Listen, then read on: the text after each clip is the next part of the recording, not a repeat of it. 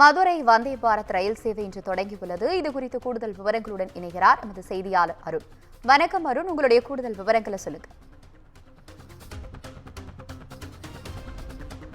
இரண்டு வந்தே பாரத் ரயில்களானது இயக்கப்பட இருக்கிறது.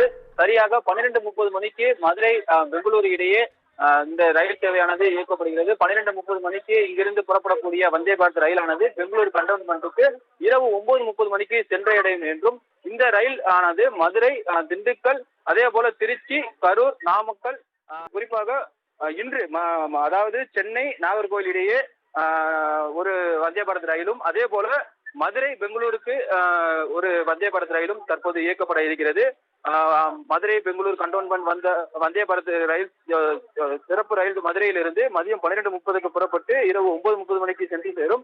மதுரையில் நடைபெறும் இந்த விழாவில் மத்திய ரயில்வே துறை மற்றும் ஜல் சக்தி துறை இணை அமைச்சர் வி சோமநாத், தமிழக அதே போல மதுரை நாடாளுமன்ற உறுப்பினர் கு வெங்கடேசன் ஆகியோர் பங்கேற்கிறார்கள்.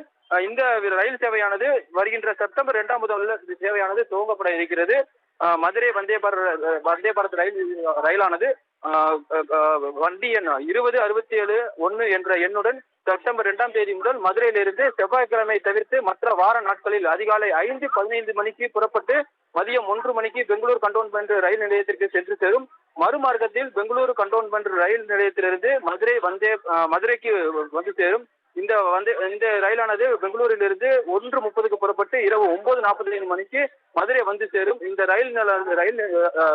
ரயிலானது திண்டுக்கல், திருச்சி, கரூர், நாமக்கல், சேலம், கிருஷ்ணராஜபுரம், மதுரை உள்ளிட்ட பகுதிகளுக்கு இந்த ரயில் நிலையங்களில் நின்று செல்லும் எனவும் தெரிவிக்கப்பட்டிருக்கிறது. மதுரை பெங்களூர் கண்டோன்மெண்ட் வந்தே பாரத் ரயிலில் குளிர்சாதன வசதி, உயர் வகுப்பு இருக்கைகளுக்கு பெட்டிக்கு பயணம் செய்வதற்கு மதுரையிலிருந்து திண்டுக்கலுக்கு ரூபாய் 825 ரூபாயும், திருச்சிக்கு ரூபாய் 1075 ரூபாயும், கரூருக்கு 1450 ரூபாயும், நாமக்கல்லிற்கு ரூபாய் 1575 ரூபாயும், சேலத்திற்கு 1760 ரூபாயும், கிருஷ்ணராஜபுரத்திற்கு 2835, பெங்களூரு கண்டோன்மெண்ட் ரயில் நிலையத்திற்கு 2865 ரூபாயும் கட்டணமாக வசூலிக்கப்பட இருக்கிறது. இதே போல குறைந்தபட்சமாக குளிரூட்டப்பட்ட சாதாரண வசதி இருக்கைகளுக்கு விலைப்பட்டியலும் நிர்ணயிக்கப்பட்டிருக்கிறது. தற்போது மக்கள் பிரதிநிதிகளாக பொதுமக்கள், மாணவர்கள், அதாவது மதுரை ரயில்வே நிலையத்தில் ரயில் நிலைய பள்ளியைச் சேர்ந்த மாணவர்களும் இந்த நிகழ்ச்சியில் பங்கேற்கிறார்கள். மாணவர்களுக்கும் தற்போது இந்த ரயிலில் பயணிக்கக்கூடிய காட்சிகளை பார்த்து வருகிறோம்.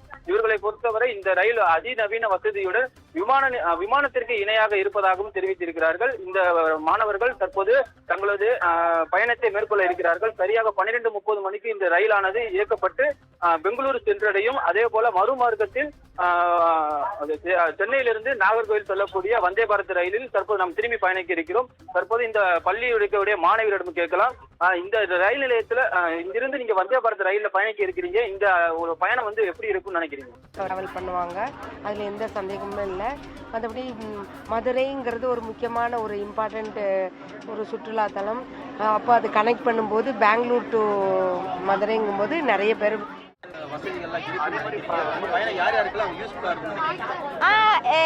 டைம் சேவ் பண்றோம் நினைக்கிறவங்க எல்லாத்துக்குமே யூஸ்ஃபுல்லா இருக்கும். அதே மாதிரி காஸ்ட் எப்படி இருக்கு? இதோட காஸ்ட் எந்த மாதிரி இருக்கு? அஃபோர்டபிளா போற அளவுக்கு இருக்கு.